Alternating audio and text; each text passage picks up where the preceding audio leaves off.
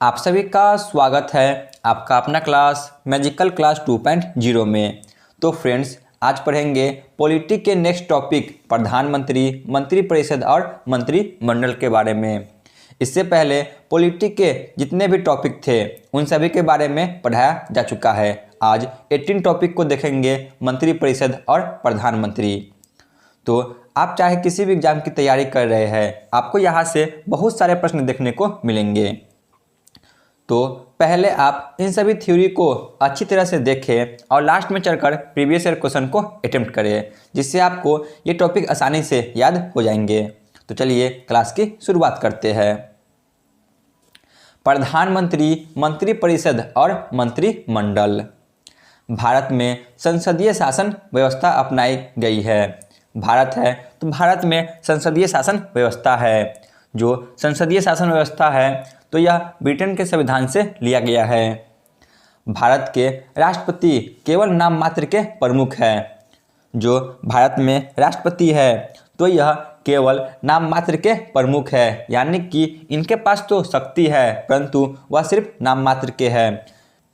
भारत के प्रधानमंत्री वास्तविक प्रमुख होते हैं, यानी कि जो भारत के प्रधानमंत्री है, प्राइम मिनिस्टर ऑफ इंडिया, इनके पास वास्तविक शक्ति होती है। ठीक है ना। जो राष्ट्रपति है तो इनके पास केवल नाम मात्र की शक्ति होती है, और जो प्रधानमंत्री है तो इनके पास जो कि सभी प्रकार के वास्तविक शक्ति होती है, इसीलिए इन्हें वास्तविक प्रमुख कहा जाता है। प्रधानमंत्री ही अपनी मंत्रिपरिषद के साथ मिलकर सरकार चलाते हैं। जो प्रधानमंत्री है तो यह अपनी मंत्रिपरिषद के साथ मिलकर सरकार को चलाते हैं। ठीक है ना। जो प्रधानमंत्री है तो यह मंत्रिपरिषद के साथ मिलकर सरकार को चलाते हैं। अभी देखेंगे कि किस प्रकार मंत्रिपरिषद को यह अपने साथ बनाए रखते हैं। देख लेते हैं मंत्रिपरिषद यानी कि काउंसिल ऑफ मिनिस्टर्स को, इनमें कौन कौन शामिल होते हैं। तो मंत्रिपरिषद में 3 प्रकार के मंत्री होते हैं। जो मंत्रिपरिषद है यानी कि काउंसिल ऑफ मिनिस्टर, तो इनमें 3 प्रकार के मुख्यतः तौर पे मंत्री होते हैं। पहला है कैबिनेट मंत्री, दूसरा राज्य मंत्री, तीसरा उपमंत्री। ठीक है ना। फिगर में भी देख सकते हैं जो यह मंत्रिपरिषद है यह किस प्रकार बने हुए हैं। कैबिनेट मंत्री, राज्य मंत्री और उपमंत्री। तो चलिए इनके बारे में डिटेल से पढ़ लेते हैं कि इनका क्या क्या काम होता है। सबसे पहले है कैबिनेट मंत्री। यह सरकार के प्रमुख मंत्रालय होता है। जो कैबिनेट मंत्री है तो यह सरकार के प्रमुख मंत्रालय होता है, जैसे कि रक्षा मंत्रालय, वित्त मंत्रालय, गृह मंत्रालय आदि के प्रमुख होते हैं। ठीक है ना। जो कैबिनेट मंत्री है तो इसमें रक्षा मंत्रालय, वित्त मंत्रालय, गृह मंत्रालय, रेलवे मंत्रालय ये सभी आते हैं। और यह अपने विभाग संबंधी निर्णय स्वयं लेते हैं, यानी कि जो इनका विभाग है यानी कि वित्त मंत्रालय, गृह मंत्रालय, तो यह अपनी जो विभागीय संबंधी निर्णय होते हैं यह सभी खुद से लेते हैं। अब है राज्य मंत्री। राज्य मंत्री कैबिनेट मंत्री के सहायक होते हैं और स्वतंत्र प्रभार के मामले में वे अपना कार्य कैबिनेट मंत्री की भांति ही स्वतंत्रता से कर सकते हैं। जो राज्य मंत्री है तो राज्य मंत्री भी 2 प्रकार के होते हैं। एक वह जो कैबिनेट मंत्री की सहायक मंत्री होते हैं और दूसरा वह जो स्वतंत्र प्रभार के होते हैं। यह अपना कार्य स्वतंत्र ही करते हैं। ठीक है ना। राज्य मंत्री जो कि 2 प्रकार के होते हैं। एक वह जो कैबिनेट मंत्री की सहायक करते हैं, दूसरा वह जो अपना निर्णय खुद से लेते हैं। अब है उपमंत्री। उपमंत्री को कैबिनेट अथवा राज्य मंत्री को उनके प्रशासनिक, राजनीतिक और संसदीय कार्य में सहायता के लिए नियुक्त किया जाता है। यानी कि जो उपमंत्री है यह प्रशासनिक, राजनीतिक और संसदीय कार्य में जो कि राज्य मंत्री और कैबिनेट मंत्री की सहायता प्रदान करते हैं, इसीलिए इनकी नियुक्ति होती है। तो जो यह कैबिनेट मंत्री, राज्य मंत्री और उपमंत्री है तो इन तीनों को मिलाकर मंत्रिपरिषद बनता है। परंतु जो मंत्रिमंडल है यह अलग होते हैं। देख लेते हैं मंत्रिमंडल में कौन कौन आते हैं। कैबिनेट मंत्री प्लस प्रधानमंत्री दोनों मिलकर मंत्रिमंडल बनाते हैं, ठीक है ना। मंत्रिमंडल में कैबिनेट मंत्री और जो प्रधानमंत्री है मात्र यही आते हैं। इन दोनों को मिलाकर मंत्रिमंडल बनाया जाता है। परंतु जो मंत्रिपरिषद है तो इसमें कैबिनेट मंत्री, राज्य मंत्री और उपमंत्री ये तीनों आते हैं। अब है अनुच्छेद 74। देख लेते हैं प्रधानमंत्री से रिलेटेड जितने भी अनुच्छेद हैं उनके बारे में। अनुच्छेद 74, राष्ट्रपति की सलाह के लिए एक मंत्रिपरिषद होगा, इसका प्रधान प्रधानमंत्री होगा, ठीक है ना। अनुच्छेद 74 में ये कहा गया है कि राष्ट्रपति के सलाह के लिए मंत्रिपरिषद होगा और जो मंत्रिपरिषद है इसके प्रधान प्रधानमंत्री होंगे। जो मंत्रिपरिषद है तो इसके प्रधान प्रधानमंत्री होते हैं, जो कि राष्ट्रपति की सलाह के लिए बनाई जाती है।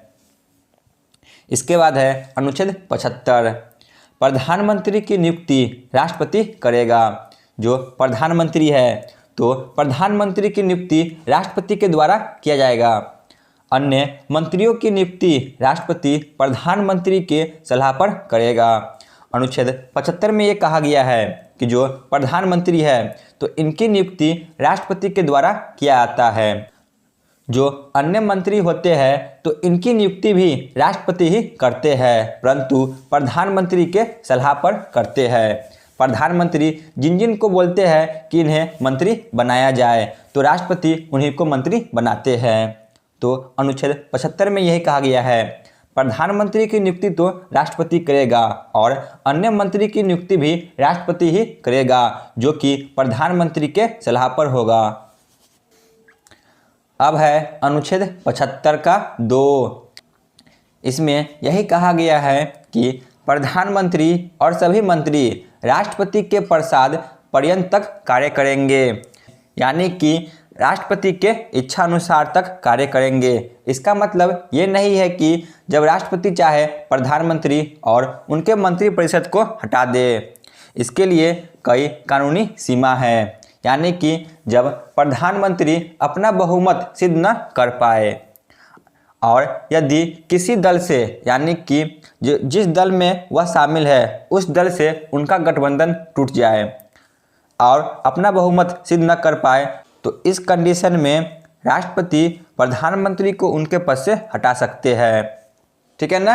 ऐसे प्रधानमंत्री का कार्य 5 वर्ष का होता है। अब है अनुच्छेद 75 का 3। इसमें यह कहा गया है कि मंत्रिपरिषद सामूहिक रूप से लोकसभा के प्रति उत्तरदायी होगा और व्यक्तिगत रूप से राष्ट्रपति के प्रति उत्तरदायी होगा, ठीक है ना। जो मंत्रिपरिषद है यह सामूहिक रूप से लोकसभा के प्रति उत्तरदायी होगा और व्यक्तिगत रूप से यह राष्ट्रपति के प्रति उत्तरदायी होगा। जो मंत्रिपरिषद है तो यह लोकसभा के प्रति ही उत्तरदायी क्यों होगा, क्योंकि जो लोकसभा है यह जनता के सदन है और जो लोकसभा के सदस्य हैं इन सभी का चुनाव जनता के द्वारा ही होता है। इसीलिए मंत्रिपरिषद सामूहिक रूप से लोकसभा के प्रति उत्तरदायी होगा और व्यक्तिगत रूप से यह राष्ट्रपति के प्रति उत्तरदायी होगा। इसके बाद है अनुच्छेद 75 का 4। पद ग्रहण से पूर्व प्रधानमंत्री सहित प्रत्येक मंत्री को राष्ट्रपति के सामने पद और गोपनीयता का शपथ लेनी होती है। इसमें यह कहा गया है कि जो प्रधानमंत्री है और जो उनके मंत्री है यह सभी राष्ट्रपति के सामने पद और गोपनीयता का शपथ लेते हैं। इसके बाद है अनुच्छेद 75 का 5। मंत्रिपरिषद का सदस्य बनने के लिए वैधानिक दृष्टि से यह आवश्यक है कि व्यक्ति संसद के किसी सदन का सदस्य हो। यदि व्यक्ति मंत्री बनते समय संसद के सदस्य नहीं है तो उसे 6 महीने के अंदर संसद सदस्य बनना अनिवार्य है, नहीं तो उसे अपना पद छोड़ना होगा। तो इसे आसान भाषा में समझ ले। अनुच्छेद 75 के 5 में ये कहा गया है कि यदि मंत्रिपरिषद का कोई भी सदस्य है जो किसी प्रकार के मंत्री पद पर आ गए हैं तो उन्हें 6 महीने के अंदर ही संसद के किसी सदन का सदस्य बनना होगा, चाहे तो वह लोकसभा या राज्यसभा का सदस्य बन जाए, तभी वह उस पद पर सीमित रह पाएंगे, अन्यथा उन्हें उस पद से हटा दिया जाएगा। अब है अनुच्छेद 78। प्रधानमंत्री का यह कर्तव्य होगा कि वह देश के प्रशासनिक एवं विधायी मामलों तथा मंत्रिपरिषद के निर्णय के संबंध में राष्ट्रपति को सूचना दे, यदि राष्ट्रपति इस प्रकार की सूचना प्राप्त करना आवश्यक समझे। अनुच्छेद 78 में यही कहा गया है कि जो प्रधानमंत्री है यह देश के प्रशासनिक एवं विधायी मामले तथा मंत्रिपरिषद के निर्णय के संबंध में जो भी प्रकार की सूचना होती है यह सभी राष्ट्रपति को दे, यदि राष्ट्रपति इन सभी सूचना को प्राप्त करना चाहते हैं तो। देख लेते हैं मंत्रिपरिषद के कार्य। जो मंत्रिपरिषद है तो इसके कौन कौन से कार्य होते हैं। यह राष्ट्रपति की सहायता करते हैं। जो मंत्रिपरिषद है तो यह राष्ट्रपति की सहायता के लिए बनाए जाते हैं और इसके जो प्रधान होते हैं वह प्रधानमंत्री होते हैं। देश का विकासात्मक कार्य करना, यानी कि देश में किसी प्रकार का विकासात्मक कार्य चल रहा है तो इन सभी कार्य को करना, यह सभी मंत्रिपरिषद के कार्य में आता है। तीसरा, बजट पेश करना। जो हमारे देश में हर वर्ष जो बजट पेश की जाती है तो बजट पेश करना यह सभी मंत्रिपरिषद के कार्य है। राष्ट्रपति के सहायता करते हैं, यह विकासात्मक कार्य करते हैं और जो संसद में बजट पेश होती है यह इनको पेश करते हैं। देख लेते हैं मंत्रिपरिषद और मंत्रिमंडल में क्या अंतर है। मंत्रिपरिषद, इसमें उप मंत्री प्लस राज्य मंत्री प्लस कैबिनेट मंत्री और प्रधानमंत्री होते हैं, ठीक है ना।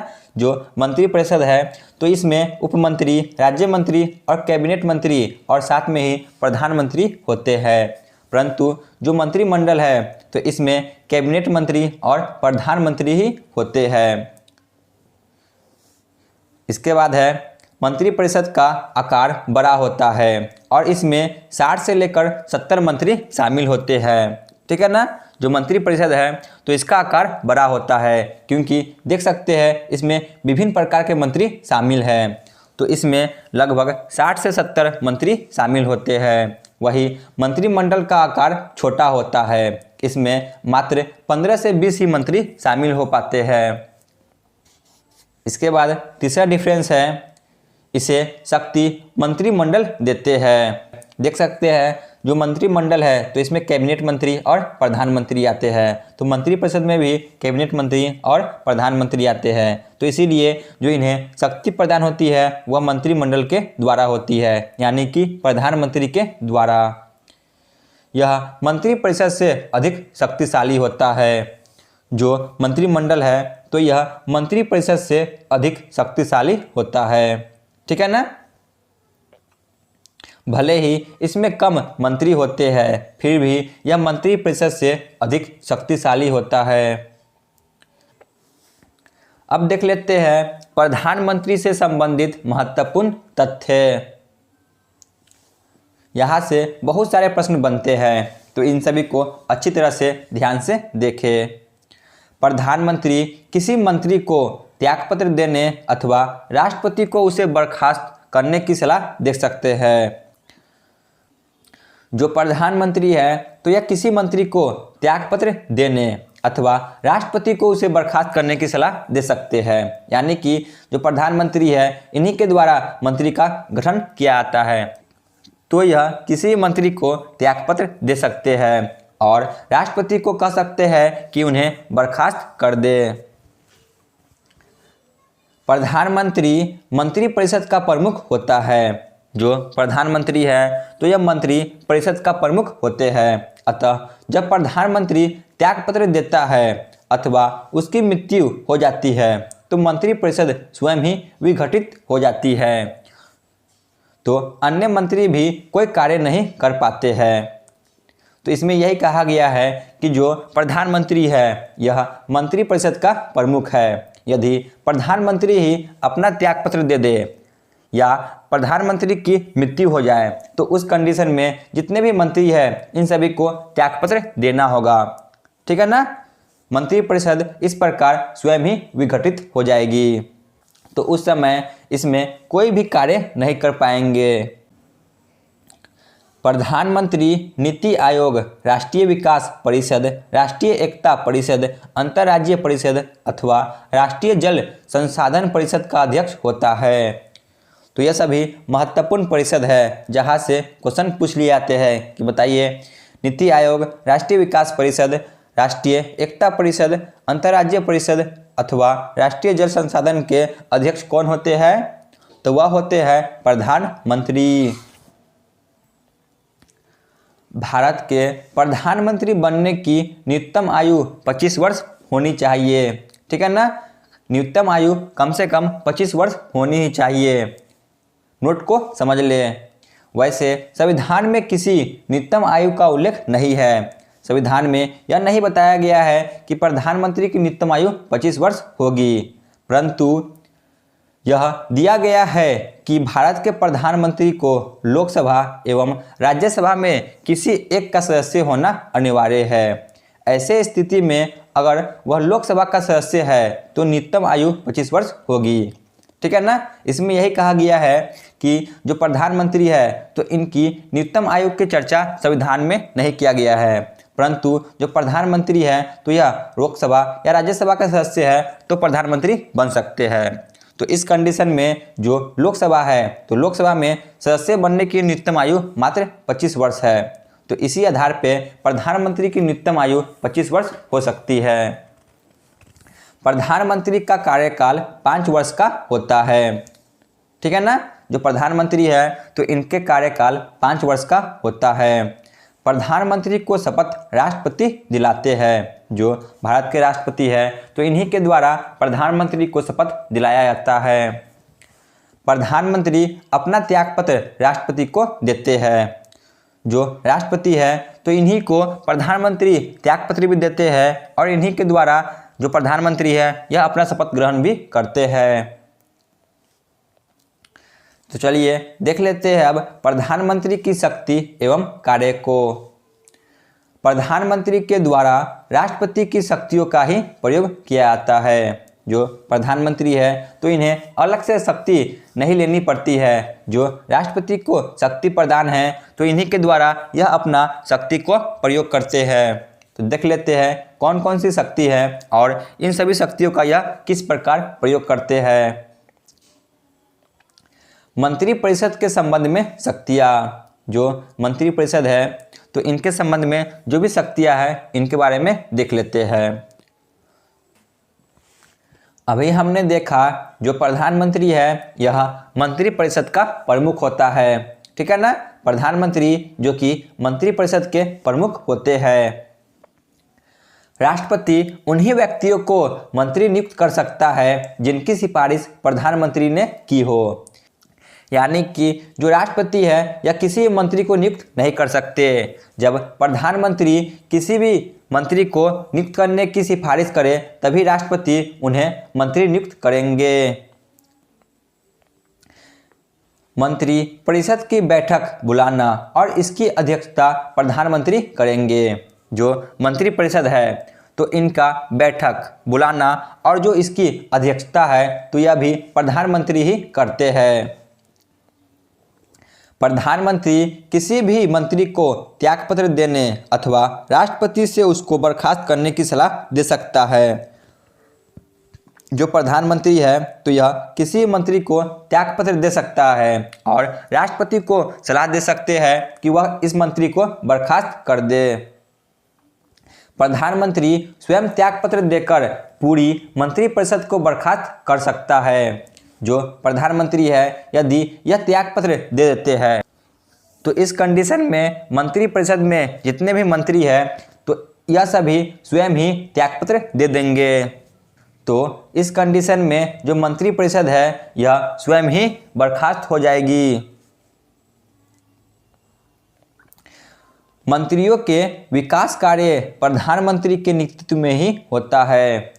जो अलग अलग मंत्री अपना विकास कार्य करते हैं तो यह सभी प्रधानमंत्री के नेतृत्व में ही करते हैं। तो यह सभी थे प्रधानमंत्री के मंत्रिपरिषद के संबंध में शक्तियां। अब देख लेते हैं राष्ट्रपति के संबंध में प्रधानमंत्री को कौन कौन सी शक्ति प्रदान है। कुछ मामले में प्रधानमंत्री राष्ट्रपति को सलाह देते हैं, ठीक है ना। जो यह मामले हैं इन मामले में प्रधानमंत्री राष्ट्रपति को सलाह देते हैं। नियुक्ति संबंधी सलाह देना, सीएजी और महान्यायवादी। जो सीएजी है कैग की नियुक्ति 148 अनुच्छेद में इसका वर्णन है, और जो महान्यायवादी है तो इन दोनों के नियुक्ति संबंध में जो कि राष्ट्रपति को प्रधानमंत्री सलाह देते हैं। योजनाएं और विकास कार्यों से राष्ट्रपति को अवगत कराना। जो प्रधानमंत्री है या किसी प्रकार के योजना लाते हैं या किसी प्रकार के विकास कार्य करते हैं तो इन सभी से राष्ट्रपति को अवगत कराना होगा। देख लेते हैं संसद के संबंध में शक्तियां। मंत्रिपरिषद लोकसभा के उत्तरदायी होता है। जो मंत्रिपरिषद है तो यह लोकसभा के प्रति उत्तरदायी होता है। लोकसभा को विघटन करने की शक्ति राष्ट्रपति को प्रधानमंत्री देते हैं। जो लोकसभा है तो इसे समय से पहले भी विघटन कर सकते हैं।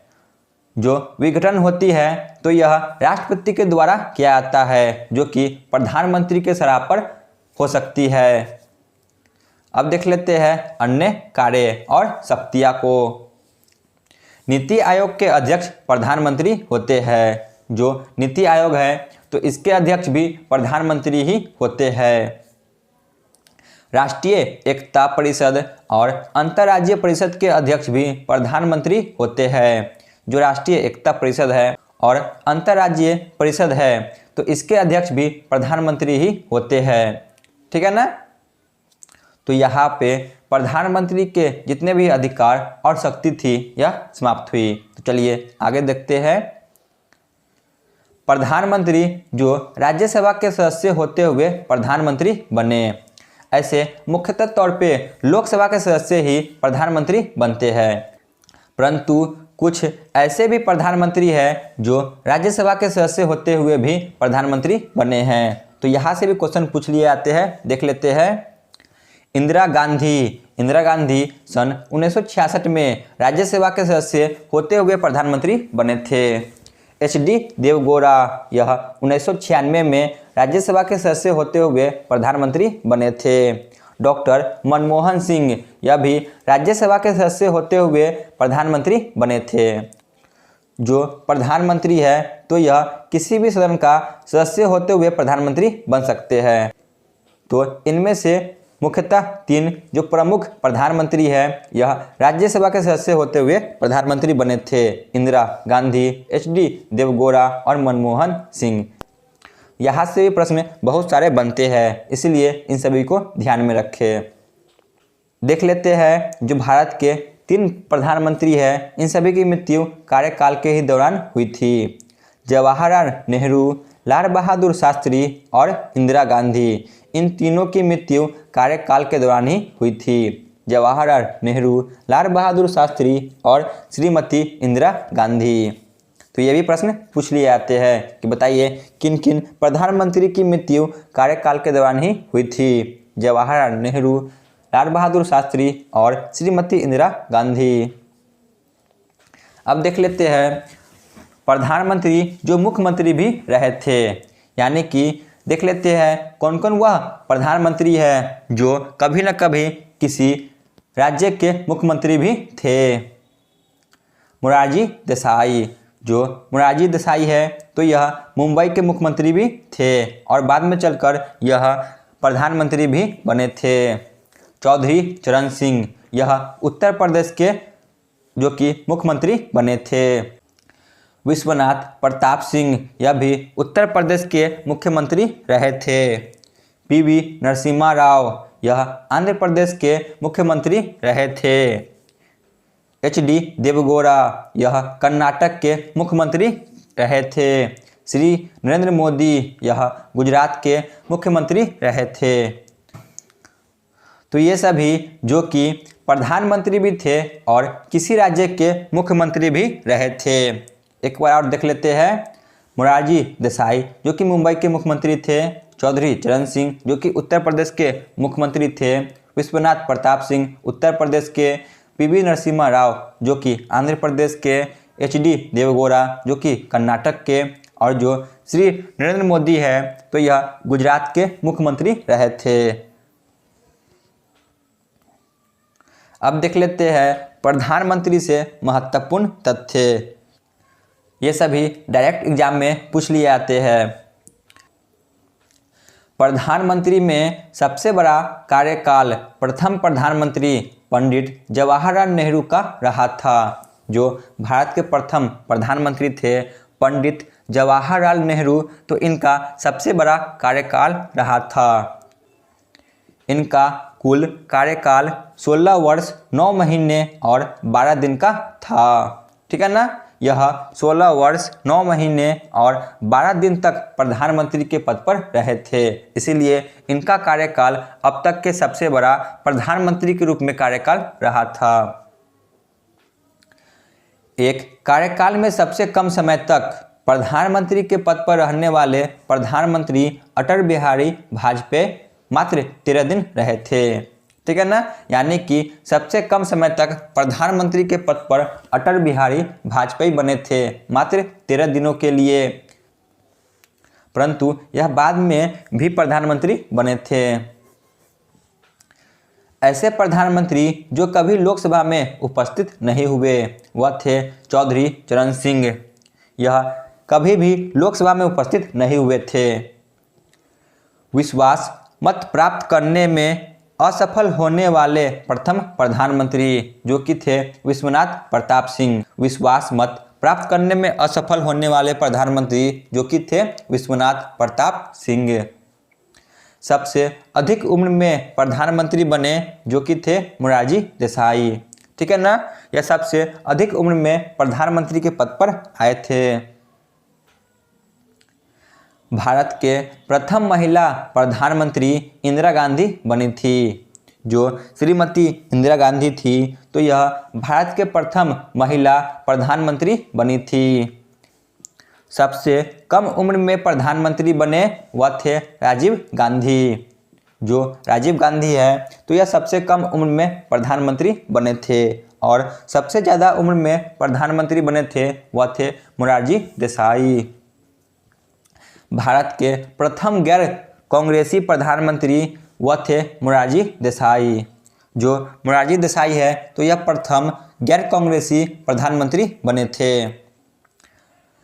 प्रधानमंत्री पद से त्यागपत्र देने वाले प्रथम प्रधानमंत्री भी मोरारजी देसाई ही थे। जो मोरारजी देसाई है तो इन्होंने प्रधानमंत्री पद से त्याग दिए थे। ठीक है ना। जो मोरारजी देसाई है तो यह प्रथम प्रधानमंत्री है जो प्रधानमंत्री त्यागपत्र दिए थे। दो अलग अलग अवधियों में बनने वाले प्रधानमंत्री थे इंदिरा गांधी। जो इंदिरा गांधी है तो यह दो अलग अलग अवधि में प्रधानमंत्री बनी थी, सन 1966 से 1977 ईस्वी तक और सन 1980 से सन 1984 ईस्वी तक दो अलग अलग अवधियों में प्रधानमंत्री बनी थी। तो यहाँ पे हमारा थ्योरी क्लास समाप्त होती है। तो चलिए चलते हैं प्रीवियस ईयर क्वेश्चन पे। पहला प्रश्न है, मंत्रिपरिषद में कौन कौन आते हैं? जो मंत्रिपरिषद होती है तो इनमें कौन कौन शामिल होते हैं? तो इसमें इनमें से सभी शामिल होते हैं। ऑप्शन डी, कैबिनेट मंत्री, उप मंत्री और राज्य मंत्री। क्वेश्चन नंबर 2, मंत्रिमंडल में कौन कौन आते हैं? जो मंत्रिमंडल है तो इनमें कौन कौन आते हैं? ऑप्शन सी, इनमें यह दोनों आते हैं, यानी कि प्रधानमंत्री और कैबिनेट मंत्री, यह दोनों मिलकर मंत्रिमंडल बनाते हैं। क्वेश्चन नंबर 3, प्रधानमंत्री की नियुक्ति कौन करते हैं? प्रधानमंत्री की नियुक्ति राष्ट्रपति द्वारा की जाती है। क्वेश्चन नंबर 4, मंत्रिपरिषद सामूहिक रूप से किसके प्रति उत्तरदायी होता है? मंत्रिपरिषद यह सामूहिक रूप से लोकसभा के प्रति उत्तरदायी होता है। Option A. क्वेश्चन नंबर 5, प्रधानमंत्री बनने के लिए किसका सदस्य होना अनिवार्य है?